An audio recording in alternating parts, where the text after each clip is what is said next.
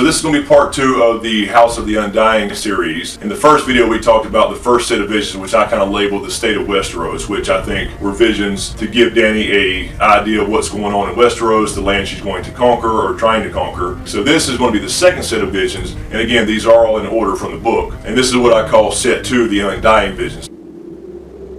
This is when Dany actually reaches the Undying. They really hammer home the number 3 here. They give her 3 visions with 3 things within each vision. Right before that, as she walks in, she hears the whispers and they start labeling her all the things that we've heard her called before, such as Mother of Dragons, Child of 3, 3 heads has the dragon, Mother of Dragons, Child of Storm. Now real quick before I get into the visions, I think the Child of Storm thing there is important as it relates to some of these other theories about who she is. I did this video, which I'll link in the description below, about the R plus L equals D theory. And this is not my theory, it's actually an older theory, but it's getting some fire online again because it is very interesting to talk about. Essentially, it questions Daenerys' entire birth as far as her being at the Tower of Joy versus Jon Snow. And if that's the case, she wasn't born on Dragonstone, where she gained the name Daenerys Stormborn because of the horrible storm they had during her birth when her mother died. If she's in the House of the Undying, and all these things seem to be real events in her past, present, and future that she's seeing, and they come to pass, or they're memories that seem to be accurate to her, they called her the Child of Storm here. All I'm saying here is that if she's in the House of the Undying and all these other visions seem to have some truth to them, whether it's a memory that seems to be accurate or something prophetic, Child of Storm, it seems it would be true as well. So anyway, let's get to it. The first one is 3 fires you must light, 1 for life, and 1 for death, and 1 to love. Now this is speculative, but I believe the fires refer to literal fires, but they could also obviously be metaphor for something else. Now most people believe that fire for life be referring to Drogo, because obviously she had to burn him in his funeral pyre, and that's when she had the magical moment, hatched her dragons. But that could also be for death and love, because Drogo was a love of hers, and that was after his actual death when she put him out of his misery by smothering him with a pillow. I don't see it being all 3 at the same time, although it's possible. I think these have to be separate things, otherwise it really doesn't mean anything. There's no point in saying it. The 1 for death may refer to, you know, she having to literally burn somebody or an army perhaps with her dragons, and the 1 for love perhaps is a future literal fire she'll have to set with her dragons or otherwise that she will love, because it does say is to love, not for love. So this could be referring to all kind of things. Literal fires when she eventually gets across and I believe meets the others and has to use her dragon fire against the others in the war for the Dawn. It can be figurative fires as well, so it's still up for speculation. Feel free to let me know what you think this particular one means. But the second group of 3 reads like this: 3 mounts you must ride, 1 to bed and 1 to dread and 1 to love. Now again, these mounts could be literal mounts that she rides, like a horse Silver, the one she rode that Drogo gave her as a wedding gift. It could be Drogon,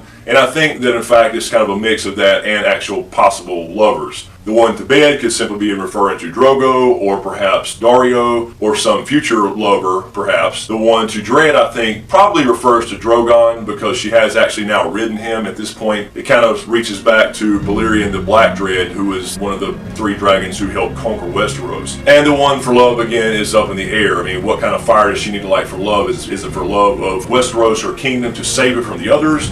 Is it for love literally as in another person she's going to love in the future? And the final vision in these sets of 3 in the Undying vision reads like 3 treasons you will know, 1 for blood and 1 for gold and 1 for love. I think I agree with most people with the 1 for blood would probably be Mira Mazdur, which was the witch that she burned at the pyre of Drogo's funeral. She betrayed Dany and killed her son Rhaego, and for that she burned her, which of course aided in the magical moment where she gave death for life and hatched her dragons. As far as the treason for gold, a lot of people think this could be Jorah, and I'm not necessarily disagreeing with that, but Jorah didn't really betray her for gold. Now, he did betray her to get back to his land, to Westeros. He didn't do it for actual gold, but I mean, I guess you could see that as gold in a way, because it is land, it's worth money, and it's getting back to the life he knew. In one way, it was treason. It was, you know, he did betray Dany in the sense that he was pretending to look over, but he was actually spying for King's Landing. But at the same time, he then saved her and became a true believer and followed her truly and fell in love with her. He became Captain Friendzone. He was already with her at this point, and this was, again, book 2. You still had 3 books yet to come,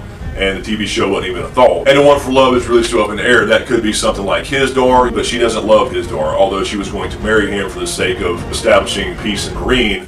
I don't think that necessarily relates, but it could be some future love that we have yet to know of. And that does it for set 2 of the visions in the House of the Undying. So far we've covered set 1 in the first video, which was the the initial set of visions she had as she entered the House of the Undying and went looking for the actual Undying. And then once she reached them, she got these 3 visions with 3 things in each vision. So really hammering home this number 3 heads of the dragon. So in the next video, we'll talk about the 3rd set of visions in the House of the Undying, which I refer to as the titles visions. And this is where they give Dany, again, 3 titles.